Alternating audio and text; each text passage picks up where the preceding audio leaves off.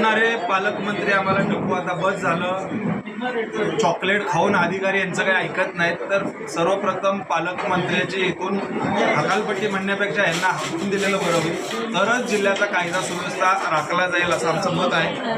त्याचबरोबर सत्ताधारी भाजप व इतर त्यांचे सहकारी पक्ष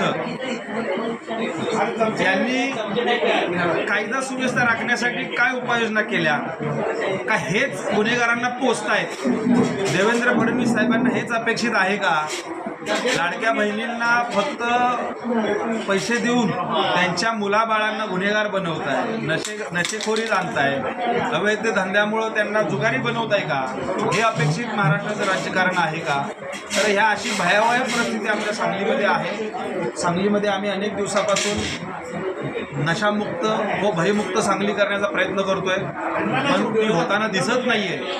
त्यामुळं आता सांगलीची जनता पूर्ण भयभीत झालेली आहे आणि ह्या सर्वांचा निषेध करून येणाऱ्या 8 ते 10 दिवसात संपूर्ण सांगलीमधलं जी काही अवैध धंदे आहेत ते जर बंद नाही झाले, ही काही गुन्हेगारी आहे, गुन्हेगारांवरती कारवाई किंवा ही काही गुन्हेगारी थांबली नाही, तर नागरिकांना, संपूर्ण जिल्ह्यातल्या नागरिकांना घेऊन आम्ही तीव्र आंदोलन करणार आहोत. परवा एक घटना झाली, लहान मुलाचा बळी गेला. अशा अनेक घटना झालेत, टोळी युद्ध झालेत, पण तरीही कुठलाही नेता, राजकीय नेता असेल, मग सत्तेतला असेल किंवा विरोधातला असेल, यावर कोणी आवाज उठवायला तयार नाही. आणि त्यामुळं प्रशासन हे काळे चष्मे घालून बसलंय. दिसतंय सगळं, पण ते दाखवायचं नाही. फक्त एक महिना झाला की ते दिसतं त्यांना, बाकी महिनाभर दिसत नाही. अशी जी परिस्थिती आहे, याला कुठंतरी उघडं पाडण्याची वेळ आलेली आहे. आणि आम्ही तुमच्या माध्यमातून यांनी 8 ते 10 दिवसात जर नाही उघडं पाडलं, मटका गुटखा जे काय असेल, तर आम्ही सर्वजण ते ऑनलाईन करून उद्ध्वस्त करू, हे आम्ही प्रशासनाला आवाहन करतो.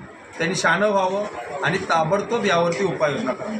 शिल्लक राहिलेल्या फॉर्मबद्दल तुम्ही जे आता म्हणाला होता की शस्त्र परवाने द्या, शस्त्र परवान्याचे 35,000 आम्ही फॉर्म समितीच्या माध्यमातून भरून घेतलेले आहेत नागरिकांचे. ते आम्ही सोमवारी जिल्हाधिकाऱ्यांना देऊन त्यांना विनंती करणार आहे की एवढ्या 35,000 लोकांना तुम्ही शस्त्र परवाने द्या, अन्यथा कायदा सुव्यवस्था तुम्ही अबाधित ठेवा. कारण जिल्हाधिकारी पण तेवढेच जबाबदार आहेत आणि तसं नाही झालं तर मग पुढची भूमिका आमची ही आक्रमक राहील.